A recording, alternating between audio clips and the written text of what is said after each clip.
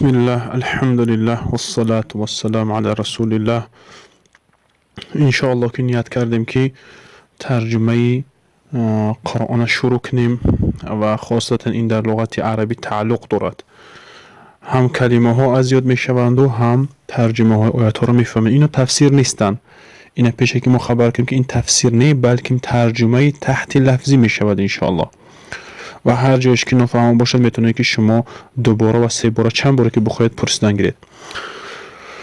اعوذ بالله من الشیطان الرجیم.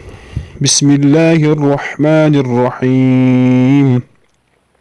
بسم الله الرحمن الرحیم ترجمهش چی می شود؟ بسم الله، به نام الله. الرحمن، الرحمن گفته صیغه مبالغه هست، یعنی که مهربانی زیاد هست. الرحیم بگیم که دارای مهربانی زیاد میشوند اینم. اما رحمان عام هست، برای کافرها هم رحم کننده هست، برای مسلمان ها هم در دنیا.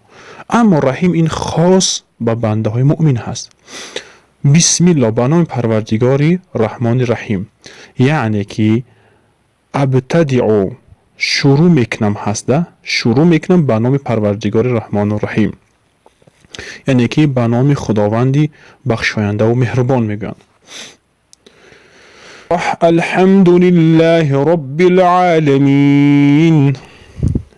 الحمد لله رب العالمین، ستایش خدا را است، پروردگار جهانیان هست.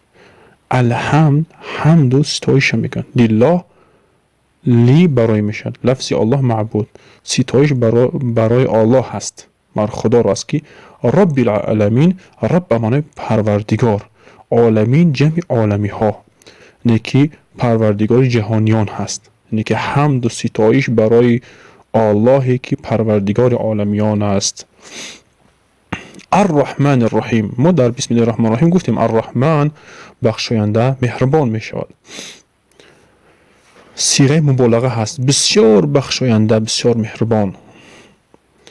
مالک یوم الدین، یعنی که خداوند مالک، یعنی که تصرف میکردگی، صاحب. مالک با معنی هم بگیم پادشاه و با معنای صاحبی. یوم الدین روزی قیامت، یعنی که روزی یوم الدین گفته روز قیامت هم میگن. یکی از نامهای قیامت چی است؟ یوم الدین نامش. ایاک نعبد و ایاک نستعین. ایاک تو را میشود، ایاک خاص تو را، نعبد و عبادت میکنیم، و ایاک و خاص تو را، نستعین طلب یاری میکنیم، یعنی که از تو یاری میطلبیم. نستعین به معنی استعانت، طلب یاری کردن از الله. اهدنا الصراط المستقیم. اهدنا، هدایت کن ما را. به کدام چیز؟ راه. ما را هدایت کن به راه مستقیم. صراط راه را میگن، راهو یک بگیم طریق، همراه صراط میگن. یا اینکه یک مثلا پلی صراط میگن کوخی، همون بگیم که پلی، همون بگیم راه میرفتگی به سوی جنت، یا اینکه بعضی در دوزخ میرفتن. اهدینا الصراط المستقیم، هدایت کن ما را از صراط، راهی چی؟ مستقیم، راست.